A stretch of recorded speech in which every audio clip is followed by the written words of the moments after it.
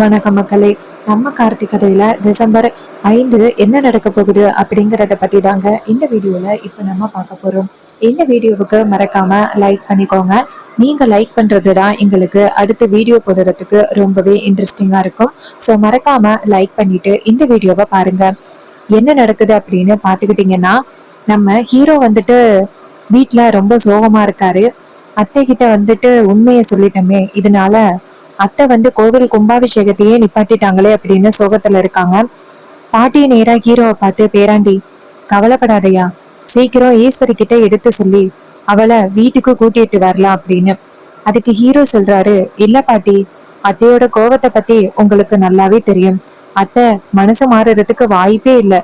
கூடவே சின்னத்தையும் இருக்காங்கல்ல, அவங்க கண்டிப்பா அத்தை கிட்ட கண்டதையும் சொல்லி இன்னும் என் மேல உள்ள கோவத்தை அதிகரிப்பாங்களே தவிர்த்து கண்டிப்பா சமாதானமா போறதுக்கு வாய்ப்பே கிடையாது.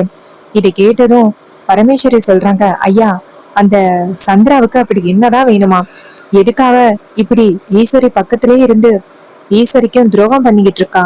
அப்ப ஹீரோ சொல்றாரு, பாட்டி, இது மாதிரி அவங்க புருஷன் இருக்காங்கல்ல, அவங்களுக்கு உதவி பண்றதுதான் சின்னத்தைக்கு வேலையே. எப்படியாவது பெரியத்தையே ஜீரோ ஆக்கணும், அதுதான் அவங்களோட திட்டமே. பாவம் தெரியுமா பெரியத்த அப்படின்னு சொல்ல, பாட்டி சொல்றாங்க, ஆமையா, ரொம்ப பாவம்தான். தன் சொந்த தங்கச்சியே தனக்கு துரோகம் பண்றா அப்படிங்கறது தெரியாம இருக்கிறா. நினைச்சு பார்த்தா எனக்கே ரொம்ப கவலையாதான் இருக்கு அப்படின்னு. அப்ப ஹீரோ சொல்றாரு, பாட்டி, கூடிய சீக்கிரம் அத்தை கிட்ட அந்த சந்திரன் எப்படிப்பட்டவங்க அப்படிங்கிறத சொல்லியே ஆகணும். பாட்டி சொல்றாங்க, ஆமையா பேராண்டி, அப்பதான் அந்த சந்திர கிட்ட இருந்து ஈஸ்வரிய காப்பாத்த முடியும். நீ இருந்த வரைக்கும் ஈஸ்வரிக்கு எந்த பிரச்சனையும் இல்லாம பாத்துக்கிட்ட. ஆனா இப்ப நீ வீட்டை விட்டு வந்த பிறகு அந்த சந்திராவுக்கு ரொம்ப சந்தோஷமா இருக்கும். இப்ப ஈஸ்வரிய எப்படி வேணாலும் பழிவாங்கலாம் அப்படின்னு பிளான் பண்ணிக்கிட்டு இருப்பான். அதுக்கு ஹீரோ சொல்றாரு, ஆமா பாட்டி, அதை நினைச்சாதான் எனக்கு ரொம்ப கவலையா இருக்கு. பாவம் அத்தைக்கு பாதுகாப்பு கொடுக்கறதுக்கு யாருமே இல்லை அப்படின்னு.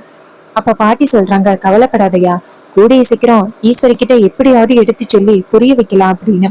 ஹீரோவும் சரிங்க பாட்டி அப்படின்னு சொல்லிட்டு இருக்காங்க.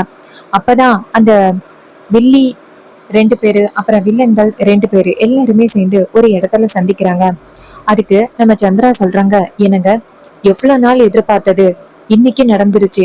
அவன் எப்படியும் அந்த ஆபத்தான பொருளை கோவில்ல கண்டுபிடிச்சிருவானோ என்னமோ அப்படின்னு கடைசி நேரத்துல எனக்கு ரொம்பவே பயம் கண்டுருச்சு. ஆனா எப்படியோ அவனால அந்த ஆபத்தான பொருளை கண்டே பிடிக்க முடியல. ஏன்னா அத்தை வச்ச இடம் அப்படி. அவ்வளவு சுலபமா கண்டுபிடிக்க முடியுமா? அவனால கண்டுபிடிக்க முடியல அப்படின்னதோட நேரா அக்கா காரிக்கிட்ட உண்மைய சொல்லிட்டான். இதுதான் நமக்கு கிடைச்ச லட்டு மாதிரி சான்ஸ். அவன் உண்மைய சொன்னதோட நானும் எந்த அளவுக்கு அக்கா காரிக்கிட்ட அவனை பத்தி தப்பு தப்பா சொல்லணுமோ அப்படியே சொல்லிட்டேன். இதை கேட்டுட்டு அக்கா காரியும் செம்ம கோவமாகி, இனிமே அவன் முகத்திலேயே முழிக்க கூடாது அப்படின்னு தலை முழுகிட்டு வந்துட்டா அந்த இடத்துலயே. இதெல்லாம் பாக்குறதுக்கு நீங்க இருந்திருக்கணும். அதுக்கு காளியம்மா சொல்றாங்க, மருமகளே, நாங்க வந்திருந்தா கண்டிப்பா என்ன எப்படியாவது மடக்கி அந்த ஆபத்தான பொருள் எங்க இருக்கு அப்படிங்கறத அவன் கண்டுபிடிச்சிருப்பான். அதனாலதான் மருமகளே நான் அங்க வராம இருந்தேன். வில்லி சொல்றாங்க, ஆமத்த, நீங்க சொல்றது சரிதான். அவன் சாதாரண ஆள் கிடையாது, சரியான யமகாதகன். சரி இருக்கட்டும், நம்மளோட அடுத்த திட்டம் என்ன? எப்படியோ அக்கா காரிக்கிட்டே இருந்து நம்ம எதிரிய பிரிச்சாச்சு. இதுக்கப்புறம் அக்கா காரிய எப்படி பழிவாங்குறது, அதை பத்தி தான் யோசிக்கணும். இது கேட்டதும் காளியம்மா சொல்றாங்க, மருமகளே, நீ கவலைப்படாத. ஈஸ்வரிய பழிவாங்குறதுக்கு அடுத்தடுத்து என்கிட்ட சரியான திட்டமெல்லாம் இருக்கு. அதுல இருந்து அவளால தப்பிக்கவே முடியாது அப்படின்னு சொல்லிட்டு ரொம்ப சந்தோஷமா பேசிக்கிட்டு இருக்காங்க. அப்போ முத்து அங்கேருந்து வராரு. வந்துட்டு, உங்க எல்லாருக்கும் நான் ஒரு சூப்பரான ஒரு புடவை எடுத்துட்டு வந்திருக்கேன். ஏன்னா நீங்க 2 பேரும் எவ்வளவு சூப்பரான பிளான் பண்ணீங்க, அது ஜெயிச்சிருச்சுல, அதனால அப்படின்னு சொல்லிட்டு ரொம்ப சந்தோஷமா கொண்டாடுறாங்க. இத பார்த்துட்டு நம்ம காளியம்மா சொல்றாங்க, இங்க பாருங்க, இதுக்கப்புறம் நம்மளோட திட்டம் ஜெயிக்கணும், இதுல எந்த பிரச்சனையும் இருக்க கூடாது. இனிமே அந்த ஈஸ்வரிய பழி வாங்குறப்ப அந்த டிரைவர் பையன் இடையில வரவே மாட்டான். அத முதல்ல ஞாபகம் வச்சுக்கோங்க அப்படின்னு சொல்லிட்டு ரொம்ப சந்தோஷமா பேசிக்கிட்டு இருக்காங்க. அதே நேரத்துல வில்லி என்ன பண்றாங்கன்னா, நேரா அவங்க அத்தை கிட்ட, அத்தை, இதுல ஒரு ட்விஸ்ட் நடந்துச்சுத்த. அவன் பொசுக்குன்னு முத்துதான் காரணம் என் என் அம்மா இறந்ததுக்கு அப்படின்ட்டு சொல்லிட்டான் அத்தனை பேருக்கு முன்னாடி. நல்ல வேளை நான் அந்த இடத்துல இருந்ததுனால எப்படியோ சமாளிச்சுட்டேன். நான் மட்டும் அந்த இடத்துல இல்லாம இருந்திருந்தா அக்கா காரி யோசிச்சிருப்பா. இதை கேட்டதும் காளியம்மா ஷாக் ஆகுறாங்க. என்னது, அந்த சிவகாமி இறந்ததுக்கு இவன் காரணமா? அப்ப வில்லி சொல்றாங்க, ஆமாத்த, அந்த விஷயத்த பத்தி உங்களுக்கு தெரியாதா? அப்ப முத்து சொல்றாரு, ஆமா காளியம்மா, என்னாலதான் அந்த சிவகாமி இறந்தா. இது கேட்டதும் காளியம்மா சொல்றாங்க, இங்க பாருங்க, இக்காரணம் முன்னிட்டும் இந்த விஷயம் மட்டும் ஈஸ்வரிக்கு தெரியக்கூடாது. இந்த விஷயம் மட்டும் ஈஸ்வரிக்கு தெரிய வந்துச்சு, அதுக்கப்புறம் நம்மளால ஒண்ணுமே பண்ண முடியாது அந்த குடும்பத்தை பழி வாங்குறதுக்கு. இதை கேட்டதும் அந்த முத்து சொல்றாரு, சரி காளியம்மா, இந்த விஷயம் யாருக்கும் தெரியாது, நீ கவலைப்படாத அப்படின்னு சொல்ல, காளியம்மாளும் சரி சரி, இந்த இடத்துல நம்ம ரொம்ப நேரம் எல்லாரும் ஒன்னா நின்னு பேசிக்கிட்டு இருக்கிறது ரொம்பவே ஆபத்து. இங்க பாரு சந்திரா, இதுக்கப்புறம் தான் நம்ம கொஞ்சம் பாதுகாப்பா இருக்கணும்.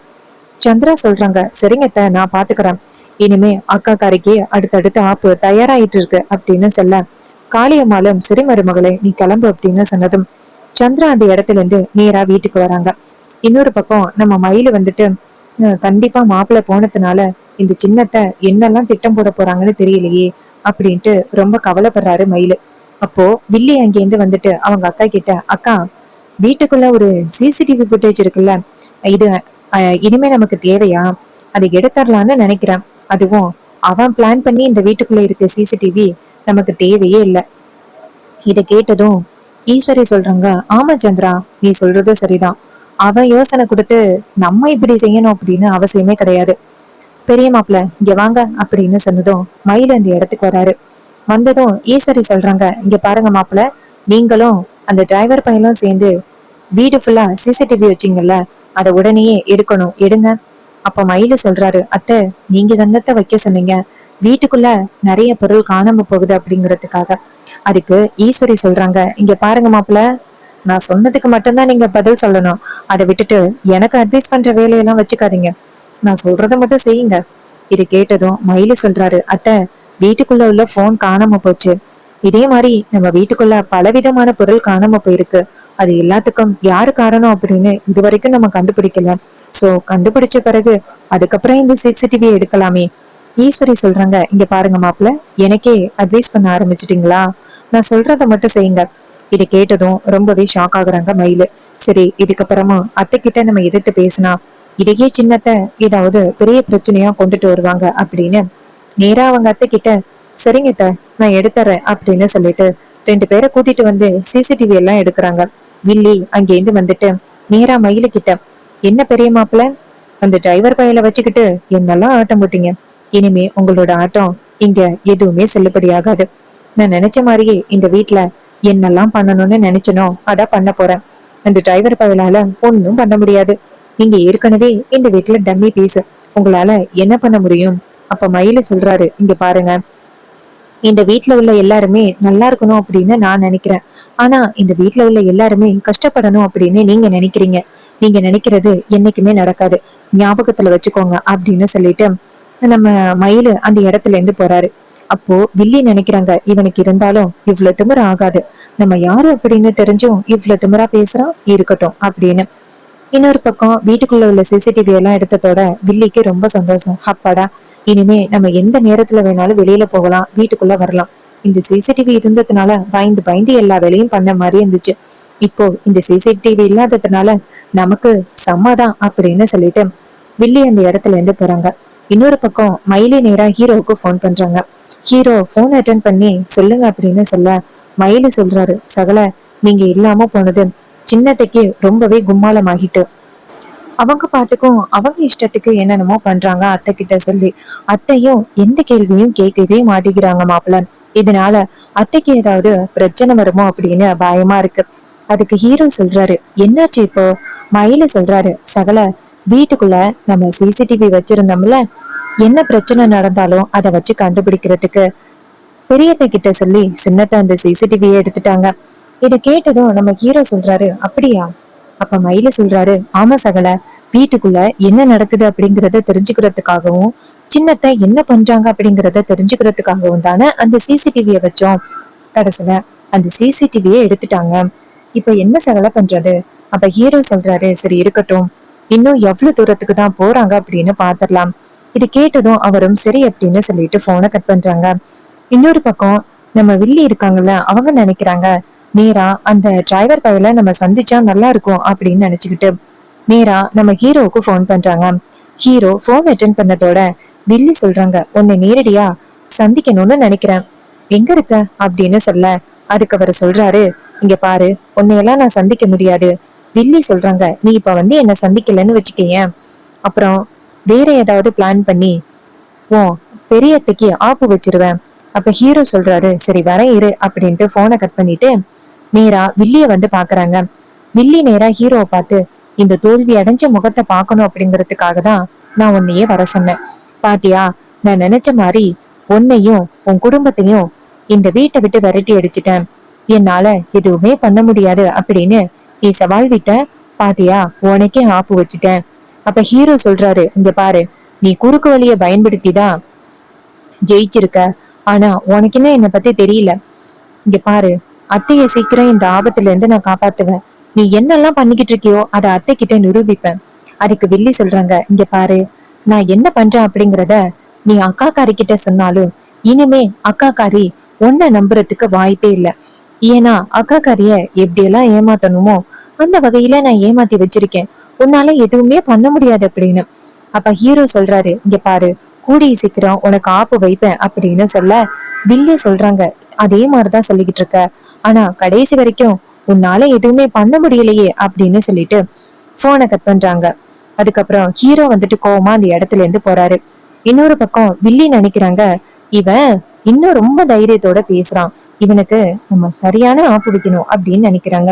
இன்னொரு பக்கம் நம்ம ஹீரோ நேரா வீட்டுக்கு போனதும் பாட்டி கிட்ட, பாட்டி, கண்டிப்பா சின்னத்தையால அத்தைக்கு ஆபத்து வர்றதுக்கு வாய்ப்பு இருக்கு, சின்னத்தைய பாதுகாக்கணும், நான் என்ன பாட்டி பண்றது? பாட்டி சொல்றாங்க, பேராண்டி, இனிமே அந்த வீட்டுக்குள்ள ஈஸ்வரி நம்ம யாரையுமே விட மாட்டா, அதுக்குதான் பேராண்டி என்ன பண்றதுன்னு தெரியல. அப்ப ஹீரோ சொல்றாரு, ஆமா பாட்டி, எனக்கும் ஒண்ணும் புரியல என்ன பண்றது அப்படின்னு சொல்லிட்டு ரொம்ப வரி பண்றாங்க. இன்னொரு பக்கம் நம்ம ஹீரோ என்ன பண்றாருன்னா ஒரு பிளான் பண்றாரு, எப்படியாவது அந்த சந்திராவை சிக்க வச்சு அவங்க அத்தை கிட்ட நிரூபிக்கணும் அப்படின்ட்டு. அப்போ நம்ம சந்திரா வழக்கம் போல சிவனாடி முத்துவை பாக்குறதுக்காக வீட்டுக்கு வராங்க. இந்த நேரத்தை பயன்படுத்தின நம்ம ஹீரோ நேரா அவங்க அத்தைக்கு அன்னோன் நம்பர்ல இருந்து கால் பண்றாங்க. நம்ம ஈஸ்வரியும் போன் அட்டென்ட் பண்ணி சொல்லுங்க யாரு பேசுறது. அப்ப நம்ம ஹீரோ வேற வாய்ஸ்ல பேசுறாரு, இது மாதிரி உங்களுக்கு ரொம்ப முக்கியமான ஒரு விஷயத்த சொல்லணும், உங்களுக்கு ஒரு ரொம்ப பெரிய அதிர்ச்சி ஒரு இடத்துல காத்துக்கிட்டு இருக்கு, அதை போய் பாருங்க அப்படின்னு சொன்னதும் நம்ம ஈஸ்வரி நினைக்கிறாங்க, யார் அது, யாரு பேசுறது அப்படின்னு சொல்ல. அப்ப நம்ம ஹீரோ சொல்றாரு, இங்க பாருங்க, நான் யாரு பேசுறேன் அப்படிங்கறத கேக்குறத விட்டுட்டு நான் சொல்றதை செய்யுங்க அப்படின்னு சொன்னதோட ஈஸ்வரியும் சரி அப்படின்னு சொல்லிட்டு கிளம்புறாங்க. இன்னொரு பக்கம் அந்த வில்லி, அந்த சந்திரா, அவங்க 3 பேரு கூட எல்லாரு கூடயும் பேசிக்கிட்டு இருக்காங்க. அப்போ ஈஸ்வரி அந்த இடத்துல காரை நிப்பாட்டுறாங்க. அப்போ அவங்க 4 பேரும் நிக்கிறத பாத்துட்டு ஈஸ்வரிக்கு ரொம்ப அதிர்ச்சியா இருக்கு. ஈஸ்வரி இத பாத்துட்டு நேரா அவங்க தங்கச்சி கிட்ட போயிட்டு, என்னடி நடக்குதுங்க, எதுக்கடி நம்மளோட பகையாளி கிட்ட பேசிக்கிட்டு இருக்க? இதை கேட்டதும் வில்லி ஷாக் ஆகி, அக்கா, நீ நினைக்கிற மாதிரி எல்லாம் இல்லக்கா, நான் சும்மா இந்த பக்கமா போனேன், அப்பதான் இவங்களை பார்த்து என் அக்காவுக்கு நீங்க இனிமே எந்த வகையிலயும் பிரச்சனை கொடுக்க கூடாது அப்படின்னு வார்ன் பண்றதுக்காக வந்தக்கா. இதை கேட்டதும் ஈஸ்வரி சொல்றாங்க, உண்மையா சொல்றியா? அதுக்கு தங்கச்சி சொல்றாங்க, ஆமாக்கா அப்படின்ட்டு. அதுக்கு அவங்க சொல்றாங்க, இங்க பாரு, நீ இவ்வளவு நேரம் என்ன பேசிக்கிட்டு இருந்த அப்படிங்கறது எல்லாமே எனக்கு தெரியும், நீ என்கிட்ட இருந்து இப்படி தப்பிச்சு பேசணும் அப்படின்னு நினைக்காத அப்படின்னு சொன்னதும் வில்லி ரொம்ப ஷாக் ஆகுறாங்க.